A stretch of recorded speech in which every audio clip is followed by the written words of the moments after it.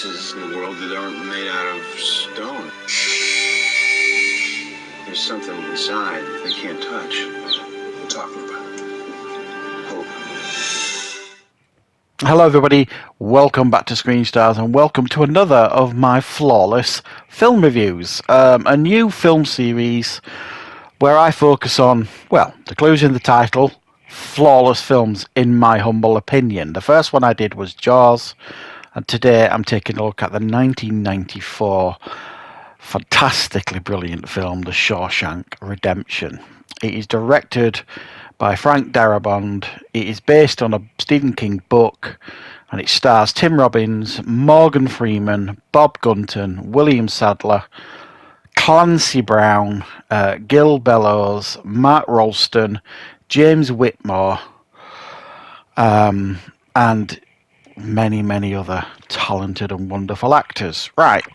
In case you don't know and you've never seen The Shawshank Redemption, the film focuses on Tim Robbins' character Andy Dufresne, who in the outside world is a banker, a well-respected banker. He discovers that his wife is having an affair with, is it a tennis pro? I think it is, or a tennis coach, I mean. And in a fit of rage, he had every intention of killing them in a drunken rage, but he decided not to. However, as fate swooped in, they were killed and murdered anyway, so he essentially was framed for the murders and sent to jail for 2 life sentences. Once inside, he meets Morgan Freeman's Red, who is also on a life sentence. They develop a strong bond as they continue to kind of make their way through the prison, through the years, through ups and downs, death and despair, and hope. Right, what are my thoughts on The Shawshank Redemption? It's difficult to know where to start with this one, guys. I mean, this is the ultimate misunderstood movie, I suppose, because I could have put it in that category. Because this, when it came out, nothing. Just kind of flew under everybody's radar. It was well critiqued when it came out, obviously, and it was nominated for 7 Oscars. Didn't win 1. I find that absolutely bizarre, and I think it actually shows what a sham and a scam the Oscars are. It didn't win anything. And it's kind of, it didn't really find its audience until a few years after its cinema release, when it got its home video release. And that's when it found its true purpose, I think, and its true life. It discovered its audience, and it just has continued to grow. Its legacy has grown ever since. It is widely regarded by many film critics and many film lists as the greatest film of all time. It's either number 1 or certainly in the top 5 on pretty much any film list that you care to look at in regards to the best films ever made. Now, I don't necessarily focus so much on what the best films ever made, because it's kind of subjective to you, really, isn't it, as an audience member. But in this case, I absolutely agree with that analysis of this film. It is, as my title suggests, a completely flawless film. You couldn't find a weakness in this film if you spent months looking for one. It is uplifting. It's heartbreaking. It's littered with lifetime best performances by pretty much everybody in the film. And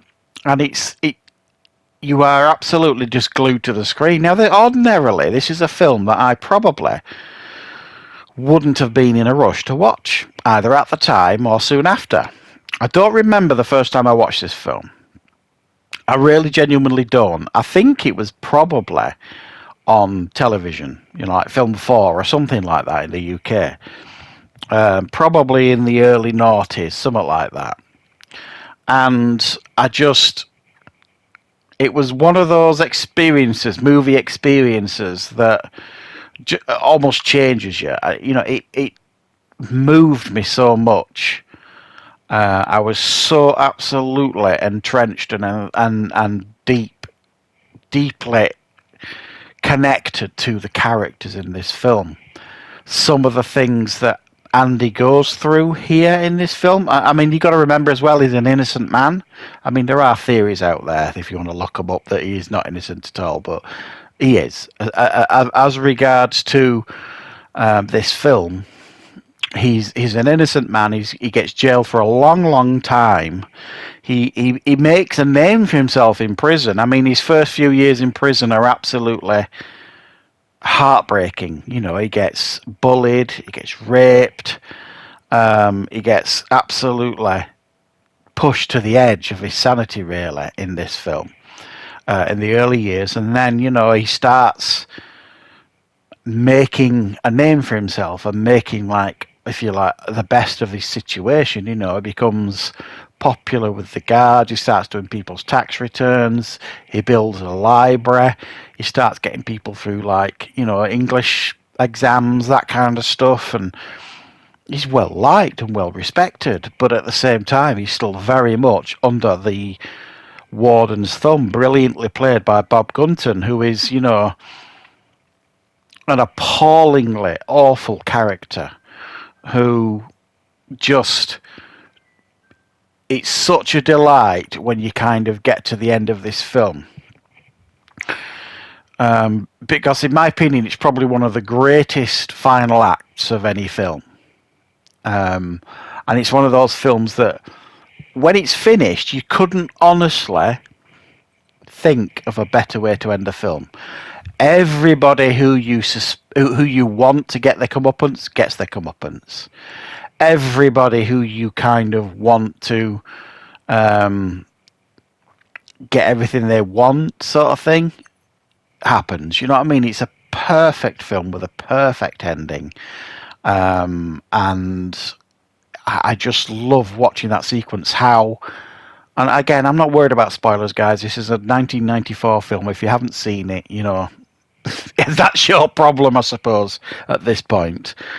But, you know, the final sequence, and when it kind of explains the breakout by Andy's character, and it goes through it step by step, you know, how it was planned, how he did it, how meticulous he did it, at the time it took to prep and plan, and then to execute it in such a perfect way, not just for him to escape, but also to make those who deserve it get their comeuppance, like Clancy Brown's character, the prison guard, who is, again, absolutely brutal.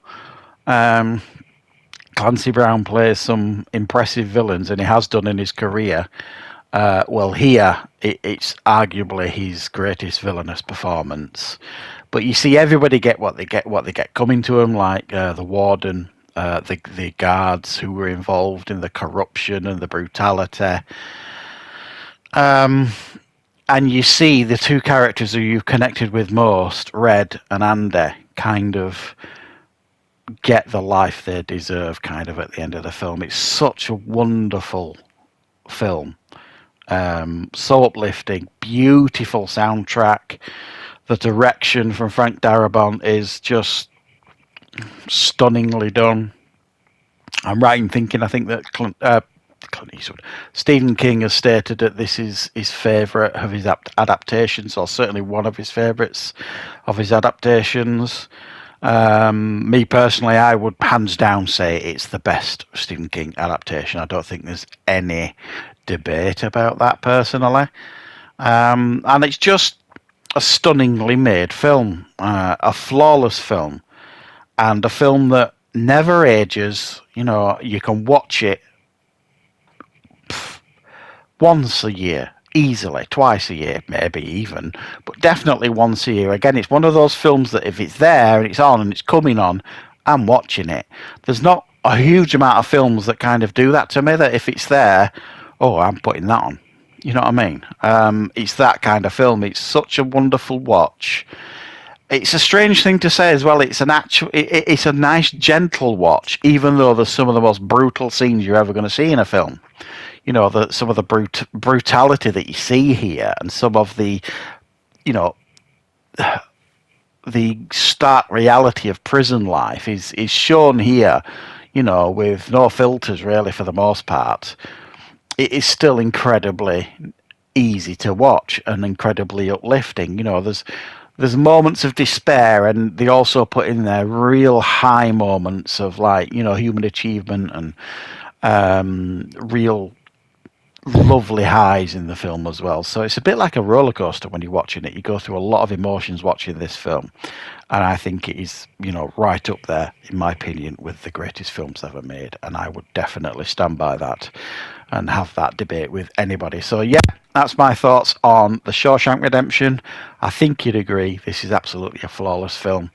It's one of those films I've wanted to kind of talk about for a while, but sometimes these films you're kind of like, well, what have you got? What can I say about them that hasn't already been said? You know what I mean? But sometimes it's just about me explaining how a film makes me feel, and this film makes me feel.